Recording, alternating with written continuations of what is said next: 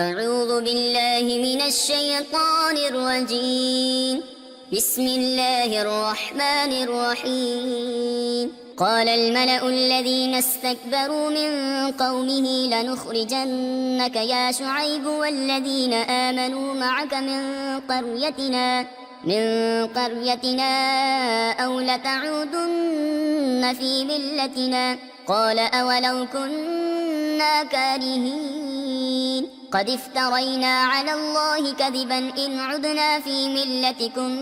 بعد إذ نجانا الله منها وما يكون لنا أن نعود فيها إلا أن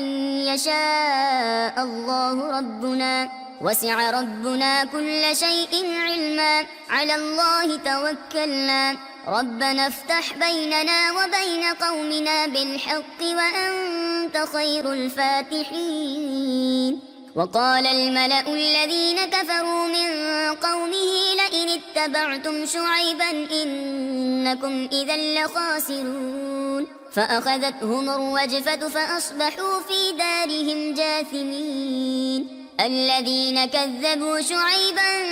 كأن لم يغنوا فيها الذين كذبوا شعيبا كانوا هم الخاسرين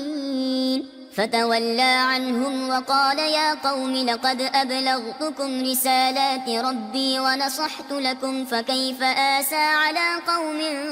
كافرين. وما أرسلنا في قرية من نبي إلا أخذنا أهلها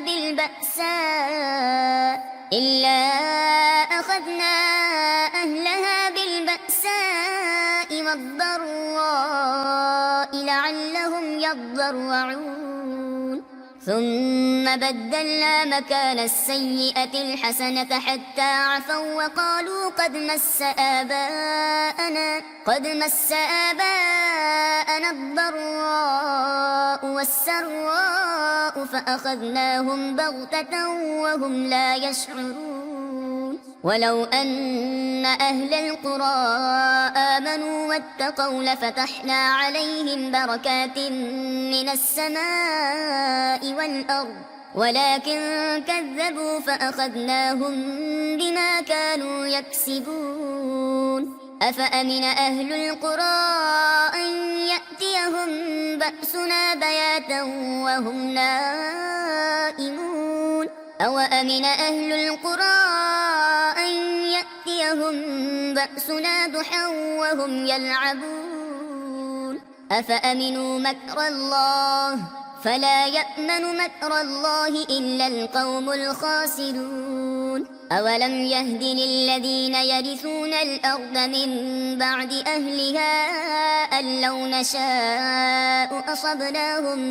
بذنوبهم ونطبع على قلوبهم فهم لا يسمعون. تلك القرى نقص عليك من أنبائها ولقد جاءتهم رسلهم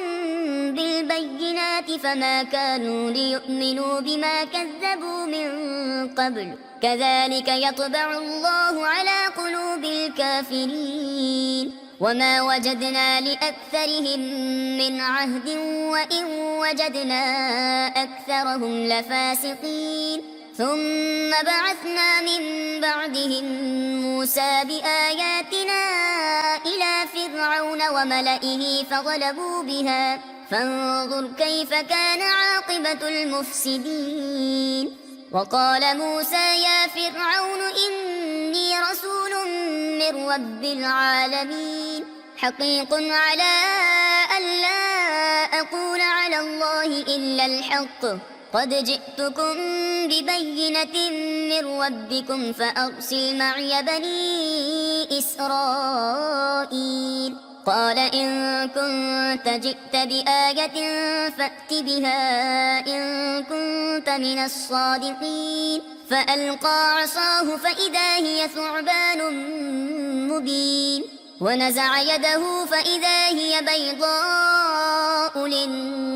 للناظرين. قال الملأ من قوم فرعون إن هذا لساحر عليم يريد أن يخرجكم من أرضكم فماذا تأمرون قالوا أرجه وأخاه وأرسل في المدائن حاشرين يأتوك بكل ساحر عليم وجاء السحرة فرعون قالوا إن لنا لأجرا إن كنا نحن الغالبين قال نعم وإنكم لمن المقربين قالوا يا موسى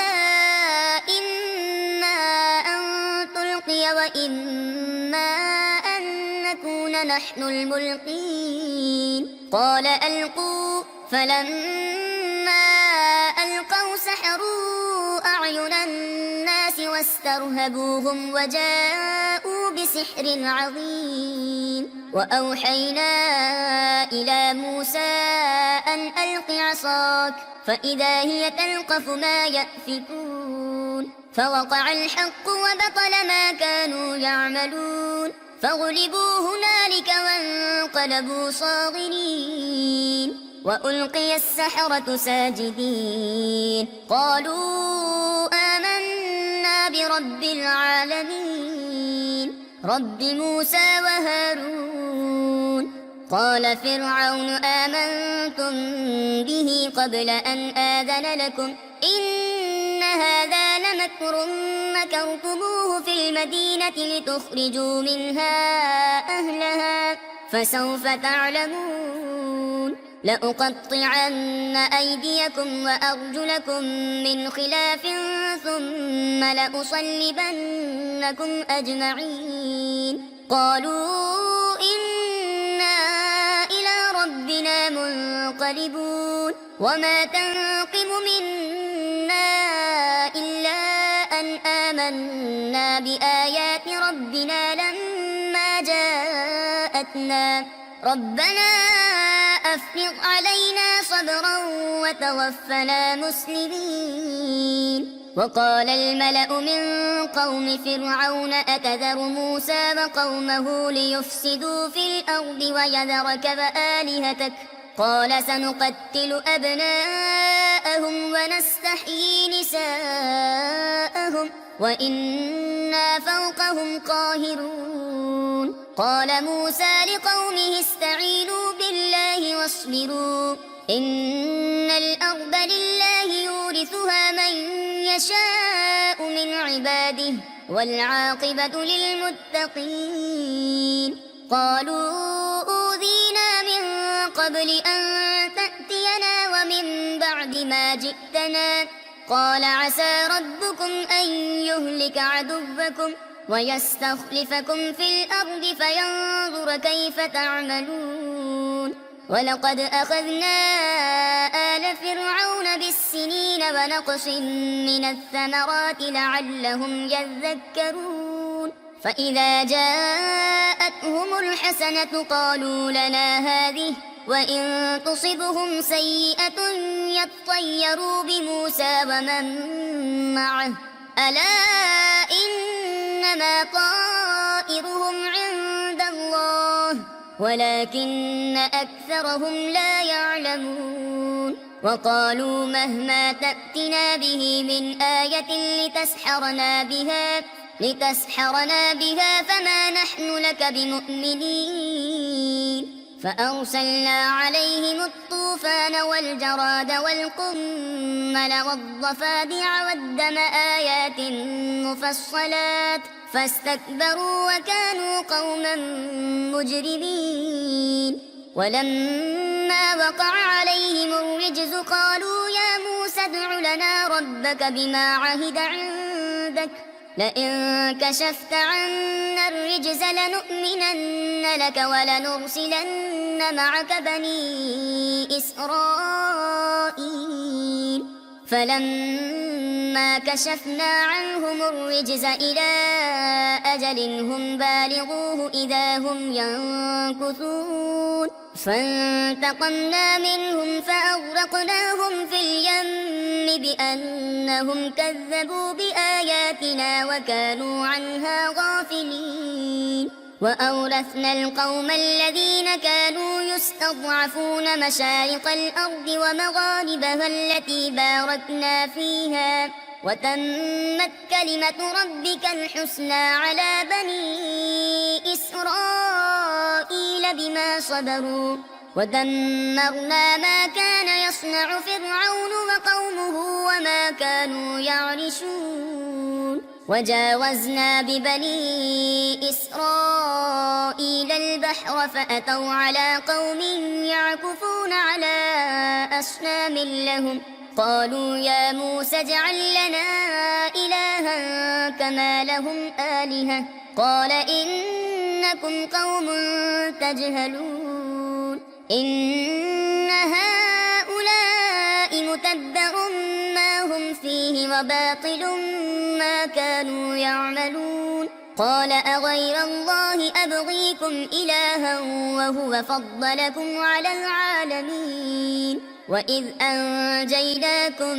من آل فرعون يسومونكم سوء العذاب يقتلون أبناءكم ويستحيون نساءكم وفي ذلكم بلاء من ربكم عظيم وواعدنا موسى 30 ليلة وأتممناها ب10 فتم ميقات ربه 40 ليلة وقال موسى لأخيه هارون اخلفني في قومي وأصلح ولا تتبع سبيل المفسدين ولما جاء موسى لميقاتنا وكلمه ربه قال رب أرني أنظر إليك قال لن تراني ولكن انظر إلى الجبل فإن استقر مكانه فسوف تراني فلما تجلى ربه للجبل جعله دكا وخر موسى صعقا فلما أفاق قال سبحانك تبت إليك وأنا أول المؤمنين قال يا موسى إني اصطفيتك على الناس برسالاتي وبكلامي فخذ ما آتيتك وكن من الشاكرين وكتبنا له في الألواح من كل شيء موعظة وتفصيلا لكل شيء فخذها بقوة وأمر قومك يأخذوا بأحسنها سأريكم دار الفاسقين سأصرف عن آياتي الذين يتكبرون في الأرض بغير الحق وإن يروا كل آية لا يؤمنوا بها وإن يروا سبيل الرشد لا يتخذوه سبيلا وإن يروا سبيل الغي يتخذوه سبيلا ذلك بأنهم كذبوا بآياتنا وكانوا عنها غافلين والذين كذبوا بآياتنا ولقاء الآخرة حبطت أعمالهم هل يجزون إلا ما كانوا يعملون واتخذ قوم موسى من بعده من حليهم عجلا جسدا له خوار ألم يروا أنه لا يكلمهم ولا يهديهم سبيلا اتخذوه وكانوا ظالمين ولما سقط في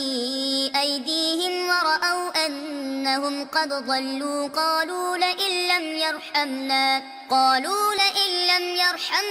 ربنا ويغفر لنا لنكونن من الخاسرين ولما رجع موسى إلى قومه غضبان أسفا قال بئس ما خلفتموني من بعدي أعجلتم أمر ربكم وألقى الألواح وأخذ برأس أخيه يجره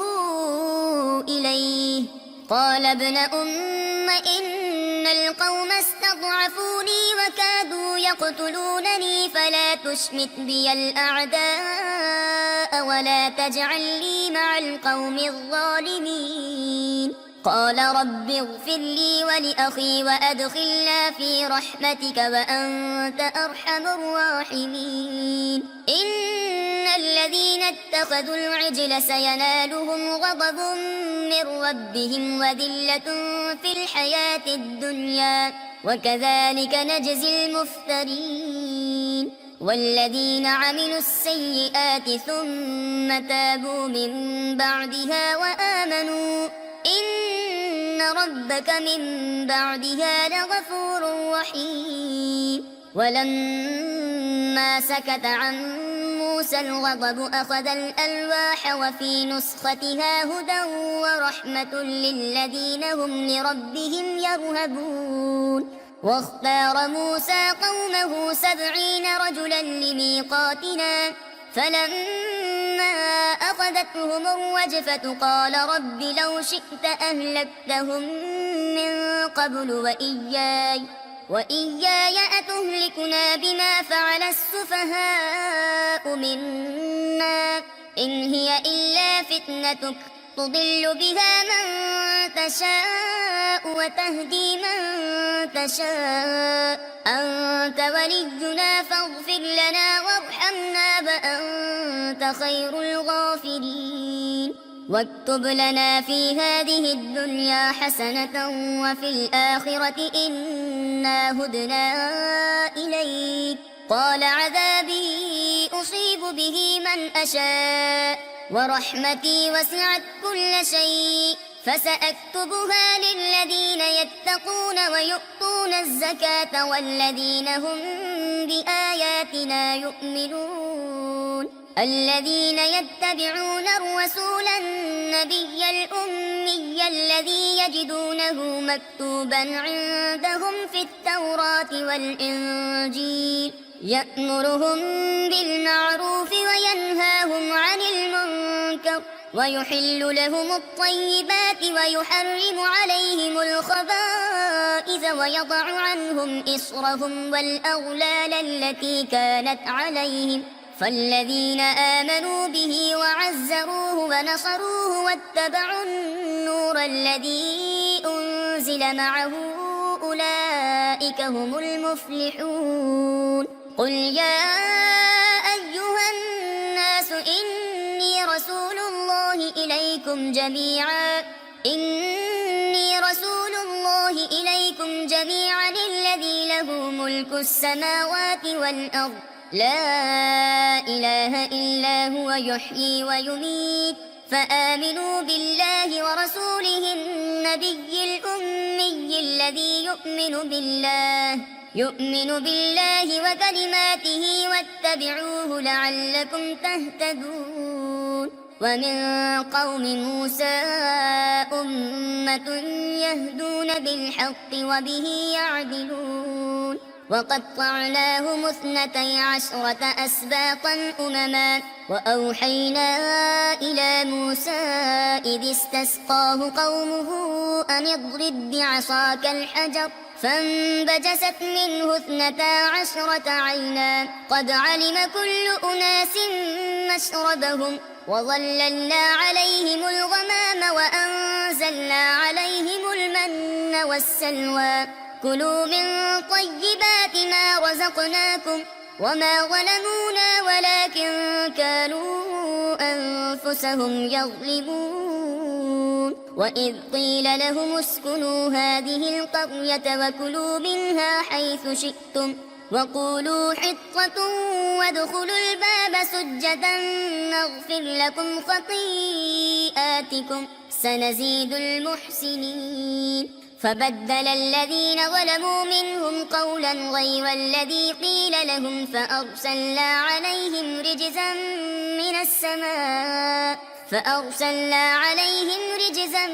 من السماء بما كانوا يظلمون واسألهم عن القرية التي كانت حاضرة البحر إذ يعدون في السبت إذ تأتيهم حيتانهم يوم سبتهم شرعا ويوم لا يسبتون لا تأتيهم كذلك نبلوهم بما كانوا يفسقون وإذ قالت أمة منهم لم تعظون قوما الله مهلكهم أو معذبهم عذابا شديدا قالوا معذرة إلى ربكم ولعلهم يتقون فلما نسوا ما ذكروا به أنجينا الذين ينهون عن السوء وأخذنا الذين ظلموا بعذاب بئيس بما كانوا يفسقون فلما عتوا عما نهوا عنه قلنا لهم كونوا قردة خاسئين وإذ تأذن ربك ليبعثن عليهم إلى يوم القيامة من يسومهم سوء العذاب إن ربك لسريع العقاب وإنه لغفور رحيم وقطعناهم في الأرض أمما منهم الصالحون ومنهم دون ذلك وبلوناهم بالحسنات والسيئات لعلهم يرجعون فخلف من بعدهم خلف ورثوا الكتاب يأخذون عرض هذا الأدنى ويقولون سيغفر لنا وإن يأتهم عرض مثله يأخذوه ألم يؤخذ عليهم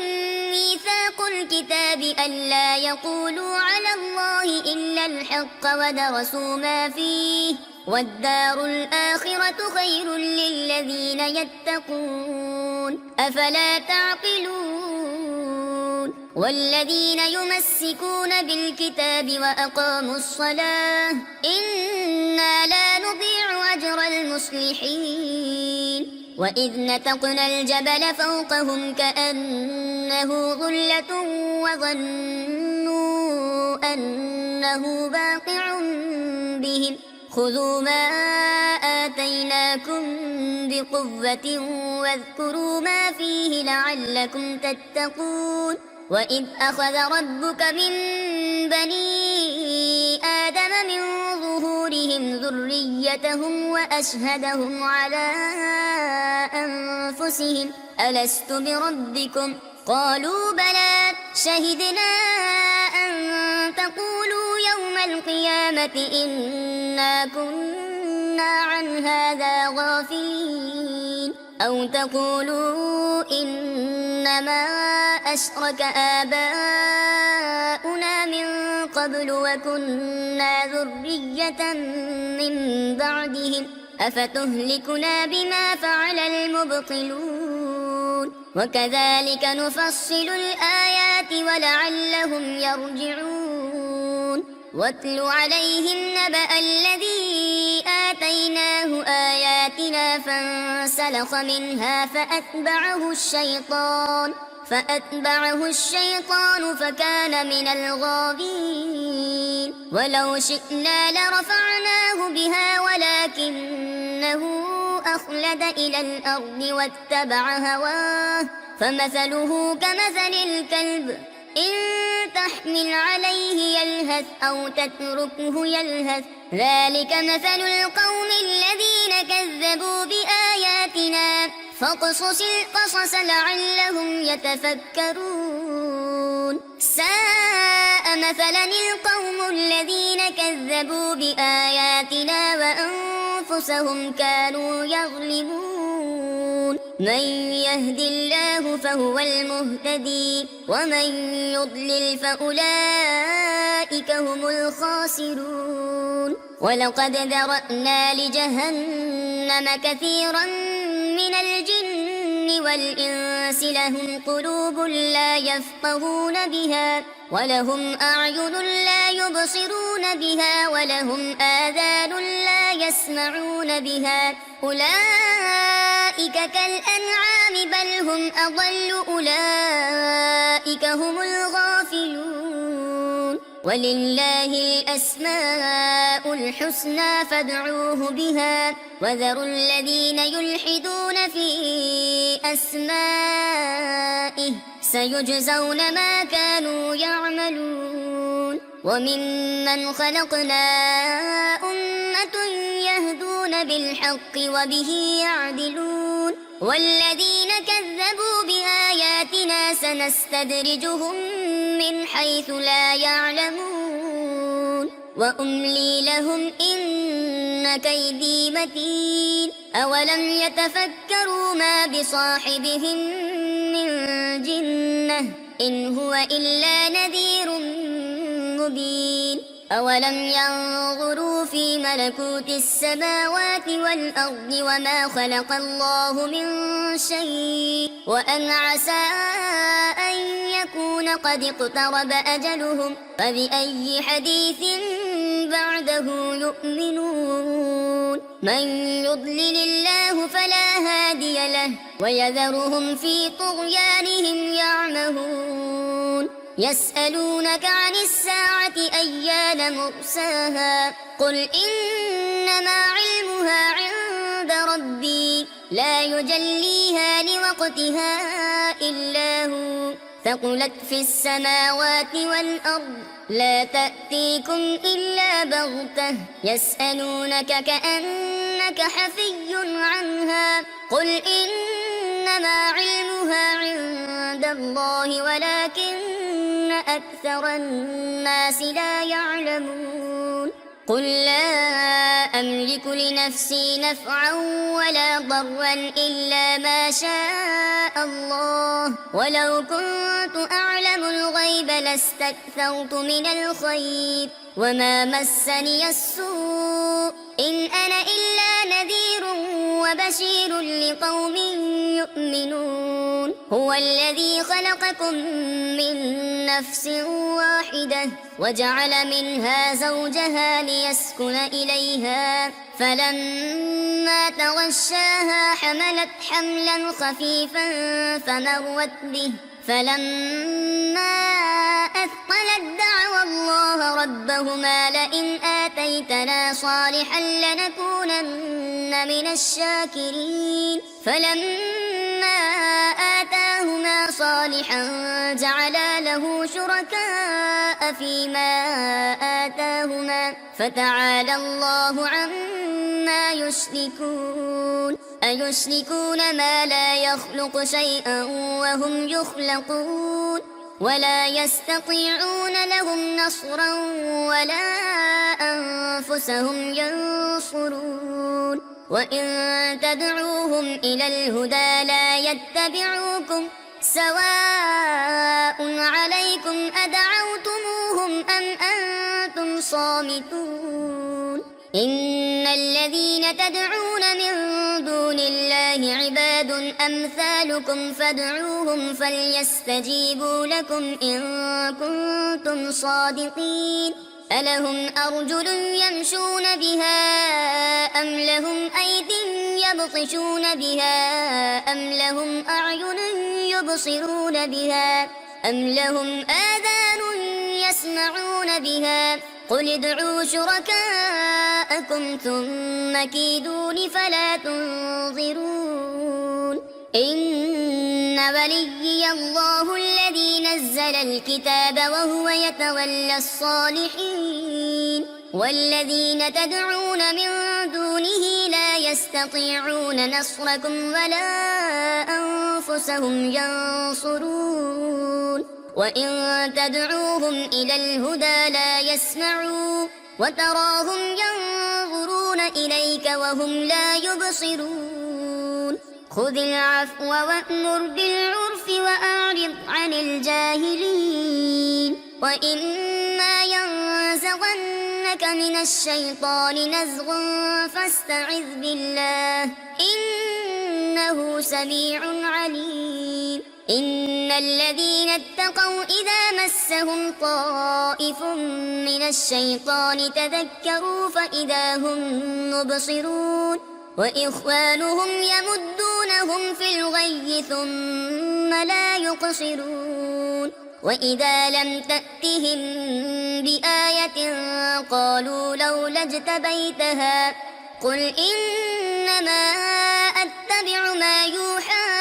إلي من ربي هذا بصائر من ربكم وهدى ورحمة لقوم يؤمنون وإذا قرئ القرآن فاستمعوا له وأنصتوا لعلكم ترحمون واذكر ربك في نفسك تضرعا وخيفة ودون الجهر من القول بالغدو والآصال ولا تكن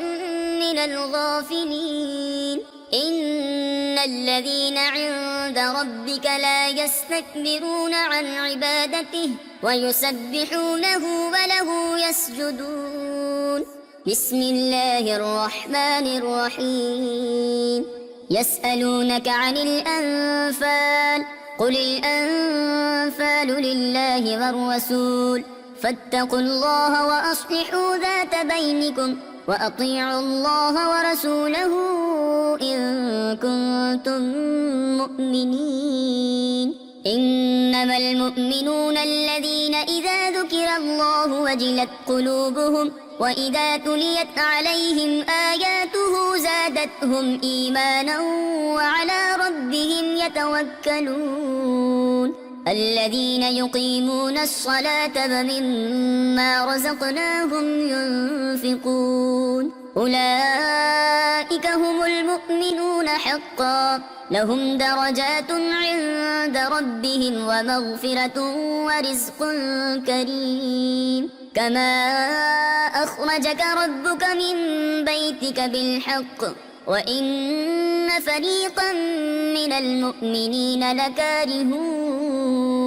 يجادلونك في الحق بعدما تبين كأنما يساقون إلى الموت وهم ينظرون وإذ يعدكم الله إحدى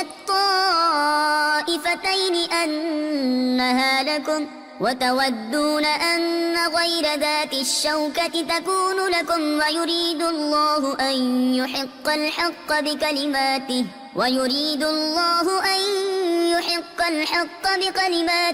ويقطع دابر الكافرين ليحق الحق ويبطل الباطل ولو كره المجرمون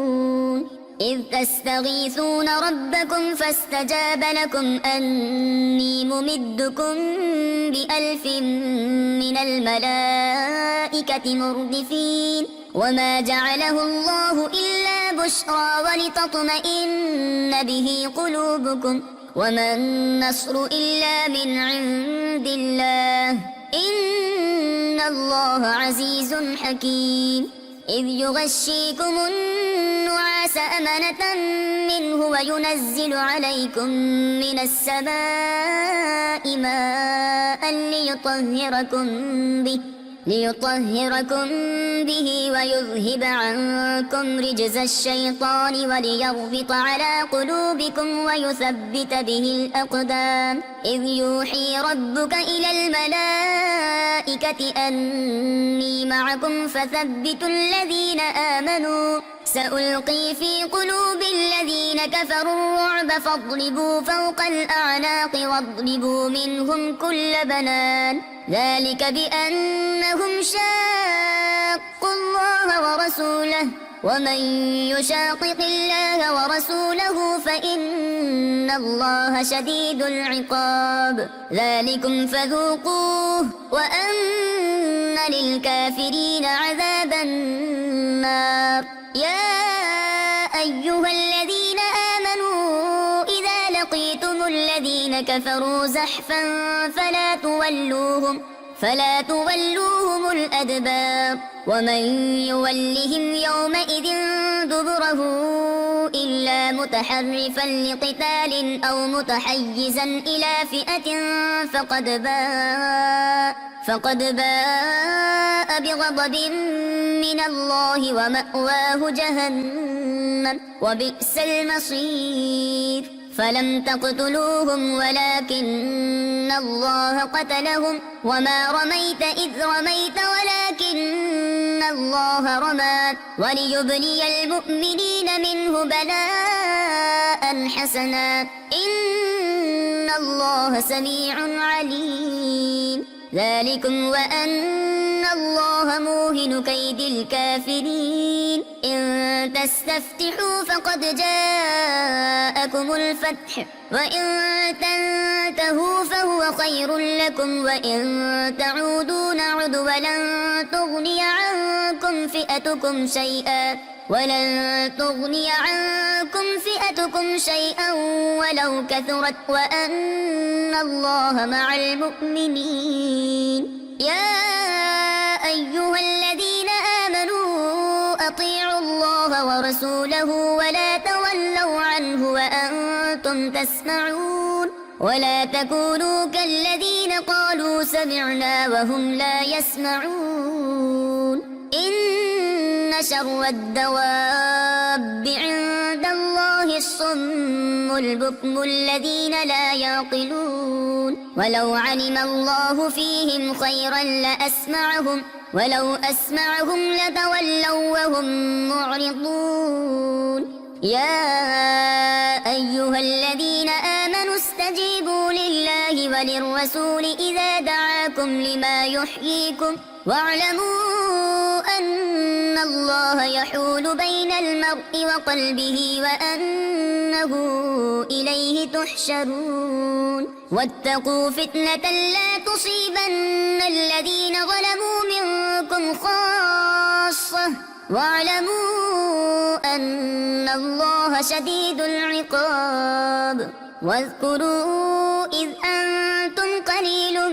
مستضعفون في الأرض تخافون أن يتخطفكم الناس فآواكم وأيدكم بنصره ورزقكم من الطيبات لعلكم تشكرون. يا أيها الذين آمنوا لا تخونوا الله والرسول وتخونوا أماناتكم وأنتم تعلمون. واعلموا أنما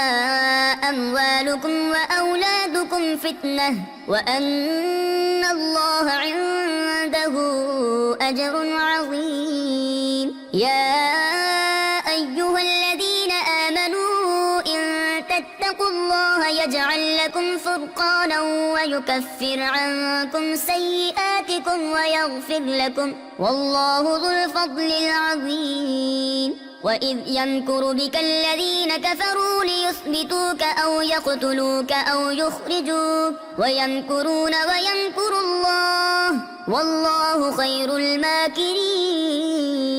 وإذا تتلى عليهم آياتنا قالوا قد سمعنا لو نشاء لقلنا مثل هذا إن هذا إلا أساطير الأولين. وإذ قالوا اللهم إن كان هذا هو الحق من عندك فأمطر علينا حجارة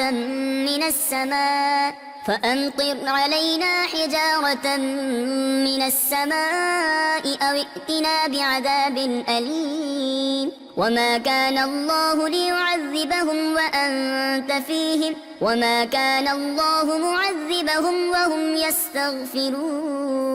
وما لهم ألا يعذبهم الله وهم يصدون عن المسجد الحرام وما كانوا أولياءه إن أولياؤه إلا المتقون ولكن أكثرهم لا يعلمون. وما كان صلاتهم عند البيت إلا مكاء وتصدية فذوقوا العذاب بما كنتم تكفرون. إن الذين كفروا ينفقون أموالهم ليصدوا عن سبيل الله فسينفقونها ثم تكون عليهم حسرة ثم يغلبون والذين كفروا إلى جهنم يحشرون ليميز الله الخبيث من الطيب ويجعل الخبيث بعضه على بعض فيركمه جميعا فيجعله في جهنم أولئك هم الخاسرون قل للذين كفروا إن ينتهوا يغفر لهم ما قد سلف وإن يعودوا فقد مضت سنة الأولين وقاتلوهم حتى لا تكون فتنة ويكون الدين كله لله فإن انتهوا فإن الله بما يعملون بصير وإن تولوا فاعلموا أن الله مولاكم نعم المولى ونعم النصير صدق الله العظيم.